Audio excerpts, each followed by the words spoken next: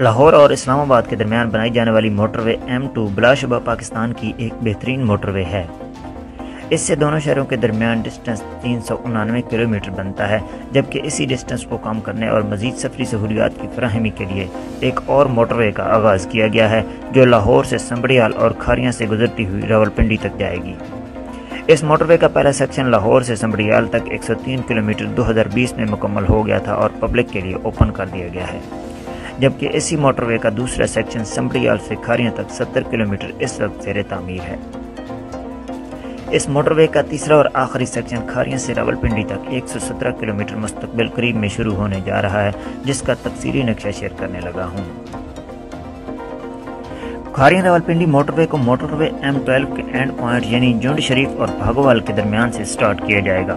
یہاں سے یہ موٹر وے ایک چھوٹے گاؤں گولڑا ہاشم کے قریب سے تھوڑا ٹرن لے گی اور منگیلا روڈ کے پیرالل چلتی ہوئی اسی روڈ پر واقع گاؤں ملکہ کے مغرب سے گزرے گی۔ اس کے بعد یہ موٹر وے یہاں سے تھوڑا مغرب کی طرف ٹرن کرے گی اور ایک چھوٹے گاؤں کولک کے قریب سے گزرے گی۔ اس گاؤں کے قریب اس موٹر وے کا پہلا ریسٹ ایریا بنایا جائے گا۔ اس کے بعد یہ موٹر وے بھیلم اور ڈنڈی نظام گاؤں کے قریب سے گزرتی ہوئی مغل آباد ڈانڈی کے قریب باعث بلانی روڈ کو کراس کرے گی۔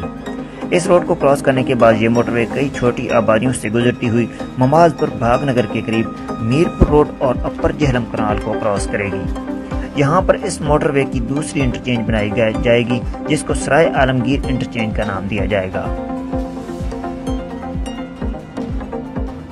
اس انٹرچینج کے بعد یہ موٹر وے آگے کی طرف موو کرے گی اور کھل گاؤں کے قریب سے گزرتی ہوئی دریائے جہلم کو کراس کرے گی۔ دریائے جہلم کے مشرقی کنارے اسلام آباد سائٹ کا پہلا ریسٹ ایریا یہاں پر بنایا جائے گا۔ اس کے علاوہ دریائے جہلم پر ایک بڑا پل بھی تعمیر کیا جائے گا۔ جہلم ریور کو کراس کرنے کے بعد یہ موٹر وے دریائے جہلم کے پیرالل چلے گی اور نئی آبادی پکوال کے قریب کری افغانہ کے مقام پر تاہیاں والا روڈ پر اس موٹر وے کی تیسری انٹرچینج بنائی جائے گی جس کو جہلم انٹرچینج کا نام دیا جائے گا۔ اس کے بعد یہ موٹر وے آگے کی طرف بڑھتی ہے اور مائرہ جہلم کے قریب تھوڑا ٹرن کرتی ہوئی قاضی چک کے قریب چک جمال روڈ کو کراس کرے گی اور بوڑیاں گاؤں کے قریب سے گزرتی ہوئی نکودر کے قریب منگلا روڈ اور دینا بائی پاس کے مرجن پوائنٹ پر منگلا روڈ کو ٹچ کرے گی۔ یہاں پر اس موٹر وے کی چوتھی انٹرچینج پلانڈ ہے جس کو دینا انٹرچینج کا نام دیا جائے گا۔ اس انٹرچینج سے منگلا شہر کا فاصلہ 14 کلومیٹر جبکہ دینا شہر کا فاصلہ تقریباً 5 کلومیٹر بنتا ہے۔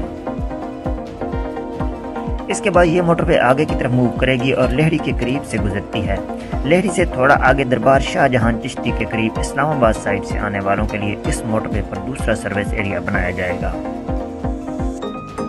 اس کے بعد یہ موٹر وے سلطان شہاب الدین غوری کے مزار کے قریب سے گزرتی ہوئی کوٹ دھمائی کے قریب نارتھن فائل مرزا کے مقام پر اس موٹر وے کی 5ویں انٹرچینج بنائی جائے گی جسے سہاوا انٹرچینج کا نام دیا جائے گا۔